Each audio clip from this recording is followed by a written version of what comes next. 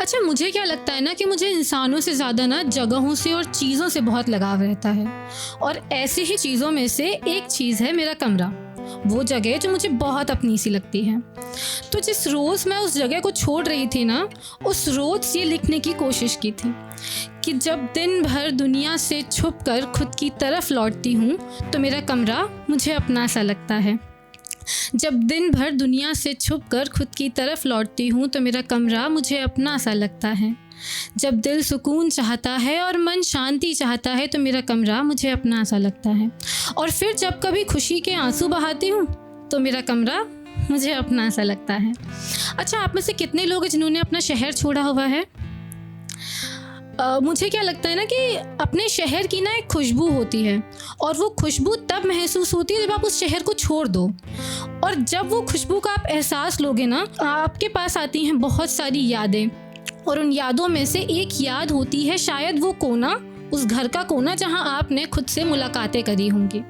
तो बात ना कुछ 1 साल पुरानी है। सब कुछ तय हो चुका था कि 2 हफ्ते बाद मैं जा रही हूँ। मम्मी सोच रही थी कि क्या खाएगी, पापा सोच रहे थे कि अकेले कैसे रहेगी, और मैं सोच रही थी कि इस कमरे के बिना कैसे रहूँगी। अच्छा देखो, मेरा कमरा ना अपने आप में पूरा था।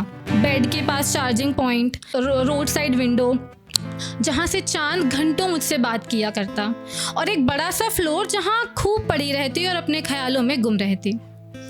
तो जब आप इन सब चीज़ों को, इन सब मन की उलझनों को मैं सुलझाने की कोशिश कर रही थी ना, इन्हीं सब उलझनों में 2 हफ्ते कैसे निकल गए पता ही नहीं चला। और एहसास हुआ कि अब तो कल जाना ही पड़ेगा। पता है, बहुत कम लोग शायद महसूस कर पाते होंगे कि बेजान चीज़ों में भी जान होती है।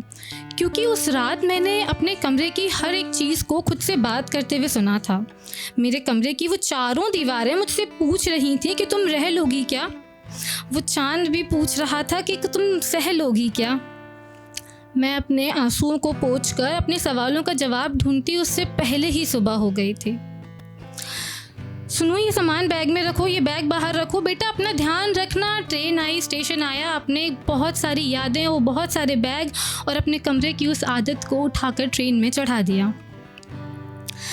दिल की धड़कनें अब और तेज़ हो रही थीं क्योंकि ट्रेन अपना हॉर्न दे चुकी थी। देखते ही देखते मेरा शहर, मेरा कमरा, मेरी यादें सब मुझसे दूर हो गए और धुंधले पड़ गए थे। अब ना 1 साल तकरीबन हो चुका है। आदतें बदल चुकी हैं। किराए के उस कमरे में ना नींद भी आ जाती है। चांद वहाँ भी मिलता है पर अब बात नहीं की जाती है। घर जाती हूँ कभी कभी, उस कमरे में भी जाती हूँ। वो कमरा तो वही है पर अब वो बात नहीं है। वो कमरा तो वही है पर अब वो बात नहीं है। नहीं जानती कि वो बदला या मैं, पर अब वो मेरा नहीं है, बिल्कुल नहीं है। शुक्रिया।